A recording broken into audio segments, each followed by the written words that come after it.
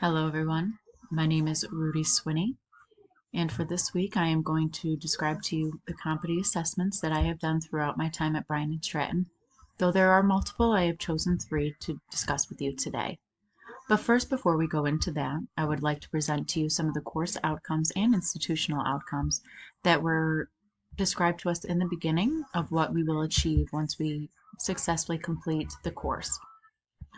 So here you can see there's demonstrate competency, audit medical records, evaluate patient records, apply privacy and security. Those are course outcomes. And institutional outcomes: information literacy and communication, being able to utilize appropriate concurrent technology and resources to locate and evaluate information, relational learning, thinking abilities, quantitative and scientific reasoning, community, and career.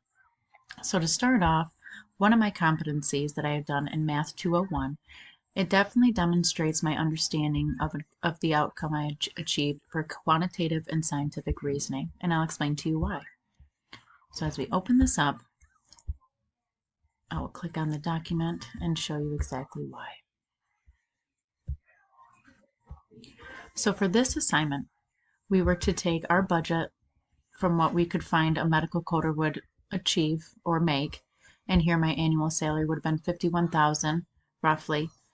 Our gross pay, this is what we would be paid monthly, and with that we then had to find our debt to income ratio. The equations that we used here would help us define the percentage of the total take-home pay, 16%. And what did we do with this percentage? We came down and used our monthly expense ratio, 50-30-20.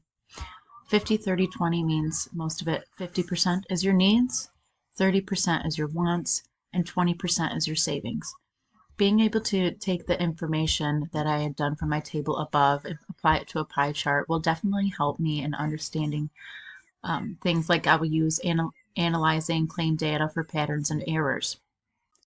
Another good reason for this assignment, excuse me, is that I'm able to understand equations, and we've known from multiple assignments going over the RVUs, work RVUs, physician RVUs, or even additional things like Medicare physician fee schedule. We work with numbers day in and day out as a medical coder, so it is pertinent that we have some sort of quantitative and scientific reasoning, especially with numbers, to help us achieve our job appropriately and accurately. So the next competency that I'd like to discuss with you here is abstracting information from Rodney's visits. With this assignment, we had to evaluate multiple visits from Rodney.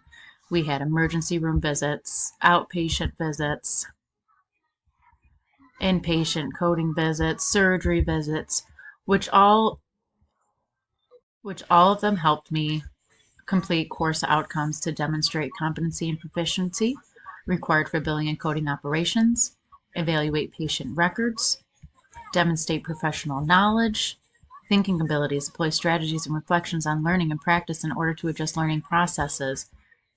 This assignment definitely touched base on quite a few of the course outcomes along with institutional outcomes. And you can tell here this is why. We had to identify the correct ICD-10 codes along with the correct sequencing, CPT codes, surgery procedural codes, along with modifiers if they were applicable. And not only that, we had to write a reflection on it. Why did we choose the codes we did? What is our reasoning for that? What evidence can we provide to explain why we chose what we did? And with this, it definitely helped us build a greater understanding of coding and the guidelines and how we can accurately and confidently and correctly apply codes to any sort of situation. Rodney also had imaging services. In coding, we're going to come across multiple services for every type of patient. As you can see, for the imaging, we had to do HCPCS codes along with LCD article.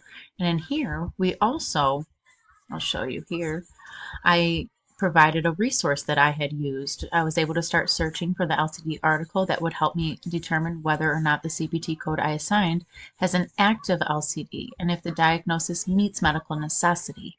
These things are all so important for when we become medical biller and coders, and all these resources will help us immensely.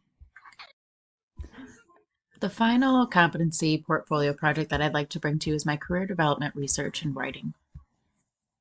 For this, we had to use Google Scholar and make sure that we found credible sources. And my topic for this was remote working, the pros and the cons. I know many people come into medical billing and coding in hopes that they can work from home. And this assignment definitely helped me understand the benefits as well as, the downside of it. Let us speak about the parents who not only had recently transitioned to work from home, but had their children to give attention to also. Mind you that this project reflected on the time during COVID-19. A lot of organizations were not ready to help assist their employees during this transition time. They didn't have Zoom like they did. They didn't have an understanding. They didn't have the support to the workers then. I definitely had to extract and compile all of the information that I had found and provide a greater understanding to the reader and my audience. So for this, the good course outcome that I would say this demonstrated: thinking abilities, employ strategies for reflection on learning and practice in order to adjust learning processes for continual improvement. After I had submitted my project the first time, she explained to me maybe, this paragraph could have been a little bit longer. Maybe there could have been a little bit more detail. Maybe you could have put more emotion behind the workers. Many may seem to overthink the luxuries of not having to think about what you're going to wear to work, but for remote workers, this is one thing that they enjoy not having to do.